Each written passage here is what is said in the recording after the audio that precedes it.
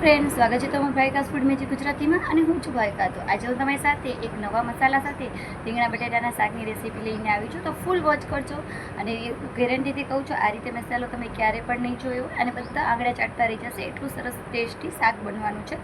તો વિડીયો ફૂલ વોચ કરજો, સ્કીપ કર્યા વગર, એટલે તમને એકદમ રેસીપી છે તે એકદમ સમજ આવી જાય. તો વિડીયો પસંદ આવે તો કમેન્ટ પર જરૂર કરજો અને આવી રીતના બન્યા રહેજો. Thank you so much. Video જોઈએ આપણે. આપણે અહીંયા ઇન્ગ્રેડિયન્ટ્સ જોઈ લેશું. તો અહીંયા મેં ખાટો મીઠું ચવાણું, ચણાનો લોટ, ખાંડ, લસણની ચટણી, સિંગદાણાનો ભૂકો અને લીલા ધાણા અને લીંબુ લીધા છે. હજી ઘણા બધા ઇન્ગ્રેડિયન્ટ્સ આપણે આગળ લેવાના છે. તો જે આપણે આ ખાટો મીઠું છે, ચવાણું છે, તેને આપણે એકદમ સરસ રીતે ખાંડી લેશું અધકચરું.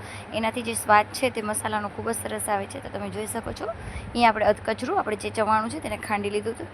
હવે આ નાના જે આપણા રવૈયા કહીએ છીએ, આપણે જે નાના રીંગણા હોય છે તેને આપણે એકદમ સરસ રીતે ધોઈ અને સાફ કરી લીધા છે. પછી આ રીતે આપણે 4 કાપા પાડી લેશું અને વચ્ચે ખોલીને જોઈ પણ લેવાનું કે કોઈ કીડાવાળું રીંગણ નથી ને, કેમ કે અંદરથી આપણે ખબર નથી પડતી હોય, એટલે આપણે ચેક પણ કરતા જવાનું.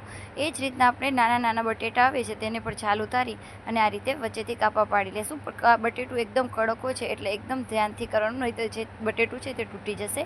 એ રીતે મેં મરચાં પણ કર્યા છે. તો હવે આપણે અહીંયા મસાલો બનાવીશું રીંગણામાં ભરવા માટે. તો અહીંયા કારણે મેં જે ચવાણું લીધું હતું, ભૂકો કરેલો અધકચરો એ લેવાનો છે. અધકચરો સિંગદાણાનો ભૂકો છે. 4 થી 5 ચમચી જેટલો આપણે ચણાનો લોટ ઉમેરીશું. તમે ચાહો તો આમાં ચણાનો લોટ થોડુંક પ્રમાણ વધારી પણ શકો છો. હવે ચણાનો લોટ ઉમેર્યા બાદ આપણે એમાં મસાલા એડ કરવાના છે. તો નોર્મલ જે આપણે રૂટીન મસાલા હોય છે તે જ લેશું. તો અહીંયા 1 ચમચી જેટલી હળદર લીધી છે.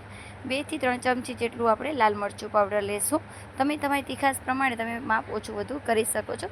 2 ચમચી જેટલું ધાણા જીરું પાવડર, અડધી ચમચી જેટલું ગરમ જે આપણે દાળ શાકનો ગરમ મસાલો હોય છે તે, ચપટી જેટલી હિંગ ઉમેરીશું અને સ્વાદ પ્રમાણે મીઠું ઉમેરીશું અને આમાં લીલા ધાણા ઉમેરીશું.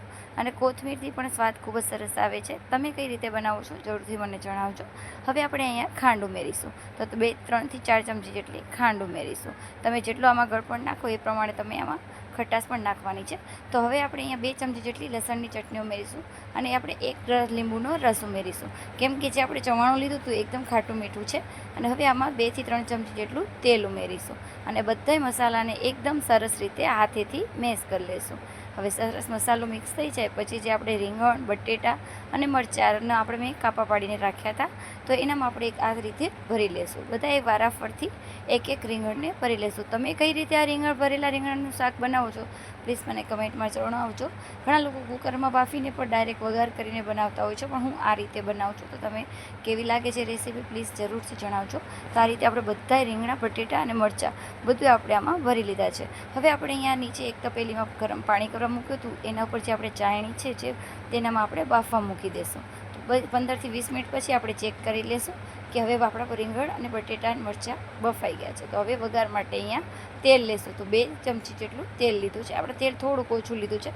હવે 1 ચમચી જેટલી રાઈ લેશું. હવે રાઈ ફૂટશે એટલે આપણે એમાં મીઠા લીમડાના પાન ઉમેરવાના છે અને એકદમ સરસ રીતે તમે આનામાં ચાહો તો તલ પણ ઉમેરી શકો છો. હવે 1 ચમચી જેટલું મેં અહીંયા વાટેલું લસણ ઉમેર્યું છે. હવે લસણ સતળાય એટલે 1 નંગ ટામેટું અને 1 નંગ લીલું મરચું ઓપ્શનલ છે, તમે આને સ્કીપ પણ કરી શકો છો. હવે એકદમ સરસ રીતે સાતળી લેવાના છે. હવે સતળાઈ જાય પછી જે આપણે બાફેલા બધા રીંગણ, બટાટા અને જે આ છે મરચાં તેને ઉમેરી દેવાના છે અને એકદમ હળવા હાથે આને કરવાનું છે, નહીં તો આ બધા છે તે તૂટી જશે. હવે આને તમે ચાહો તો આ રીંગણના જે બીટિયા છે ઉપરથી તમે કાઢી પણ શકો છો. હવે આપણે અહીંયા મસાલો ઉમેરીશું. તો થોડુંક આપણે મરચું પણ નાખીશું 1 ચમચી જેટલું, જેથી મસાલો ઉપર પણ કોટ થઈ જાય. હવે આપણે એના ઉપર 1 ચમચી જેટલું ધાણા જીરું પાવડર ઉમેરીશું અને જે આપણે વધેલો મસાલો હતો, જે આપણે મસાલો બનાવ્યો હતો રીંગણમાં ભરવાનો, તે પણ ઉપરથી ઉમેરી દઈશું. હવે આના ઉપર આપણે કોથમીર ઉમેરી દઈશું અને એકદમ હળવા હાથે આપણે આને મિક્સ કરી લઈશું. તો આ છે ભરેલા સંભારિયા. તમે કેવા બનાવો છો? ઘણા લોકો રસાવાળા પણ બનાવતા હોય છે. અમે દાળ ભાત જોડે આ રીતે એકદમ સૂકા એટલે આપણે કોરું એકદમ શાક બનાવતા હોય છે અને ખૂબ જ ટેસ્ટી એવા આપણા સંભારિયા બનીને ભરેલા બની ગયા છે. તો પ્લીઝ કમેન્ટમાં જણાવજો કે કેવી લાગી મારી રેસીપી અને લાઇક, શેર અને સબસ્ક્રાઈબ જરૂર કરજો. Thank you so much video જોવા માટે.